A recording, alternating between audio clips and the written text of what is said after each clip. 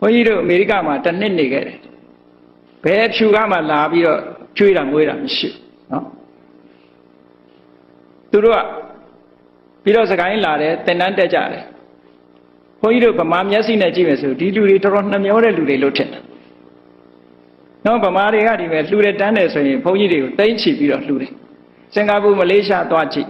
အဲ့ဒီလူတွေလှူလို့ရှိရင်စင်ကာပူဒေါ်လာဆိုရင်$2လှူတာရှိတယ်နော်$5 $3 $10ဒီလောက်ပဲလှူတာနော်အများကြီးမလှူဘူးသဘောပြောပြတာပြောတာနော်သဘောပြောပြတာ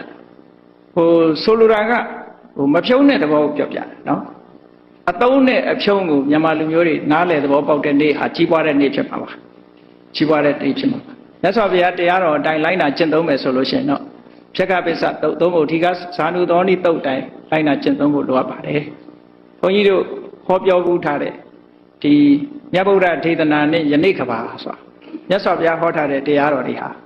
ဒီကနေ့ထိအောင်ခေတ်ပြီးနေတော့မယ်စိတ်နဲ့ပတ်သက်ပြီးတော့လည်းမြတ်စွာဘုရားဟောခဲ့တာပဲနော်မြတ်စွာဘုရားရဲ့ဒီစီးပွားရေး policy လို့ပြောရမှာပေါ့ economy လို့ပြောရမှာပဲမြတ်စွာဘုရားဒီကိုရှိတဲ့ပစ္စည်းကို၄ပုံပုံတစ်ပုံပဲစားတစ်ပုံကို emergency ထားနှစ်ပုံကိုအတိုးပွားနဲ့ဖြစ်အောင်ကြိုးစားလို့ဒီလိုဟောထားတာပဲလေအဲ့ဒီတိုင်းလှုပ်သလားမလှုပ်ဘူးလားပဲဟိုနိုင်ငံသားမှာကြီးပွားတိုးတက်တဲ့လူတွေကတော်တော်စနစ်ရှိတာတော်တော်စနစ်ရှိတယ်အမှန်တမ်းစနစ်ရှိတယ်အသေးဖွဲလေးတွေကစဒီပြင်လူတွေမကြည့်နဲ့လေကိုယ်တိုင်ကလာပြီးတော့အလုံးလုံးနေတဲ့အရင်တော့အိန္ဒိယနိုင်ငံတွေကြည့်ပေါ့မြန်မာတွေလည်းပြောနေကြတာပါတယ်ဘယ်သူလိုရှာရမလဲ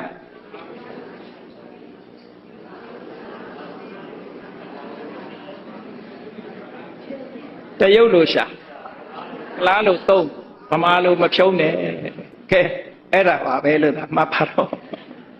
ဗမာပြည်ကြီးခေကြခေ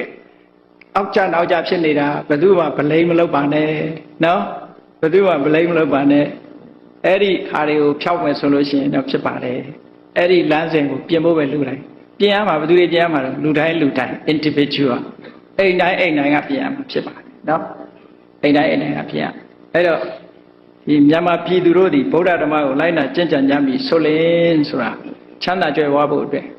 ကံတကူတည်းကိုအားကိုးနေလို့မရပါဘူးနော်ချမ်းသာကြွယ်ဝတာတွေကကံဆိုတာကအချိန်ကြမှအကျိုးပေးလို့ရတာပါကံဆိုတာကကိုယ့်ဟာကိုယ်ကောင်းအောင်လုပ်ပြီးတော့အများကိုကြိုးရှိတဲ့အလုပ်လုပ်တာကောင်းမြတ်တဲ့စိတ်တွေထားပြီးတော့လုပ်တာဒါကတလမ်းပဲအဲ့တော့စီးပွားရေးတိုးတက်အောင်လုပ်တဲ့လမ်းကတလမ်းပဲအဲ့ဒါကြောင့်မို့လို့ဒီပြစ်မှတ်တော့တရားခံရှာတာမလွဲကြပါစေနဲ့ပေါ့နော်အမြင်မှန်ကြပါစေပါပဲအဲ့ဒါ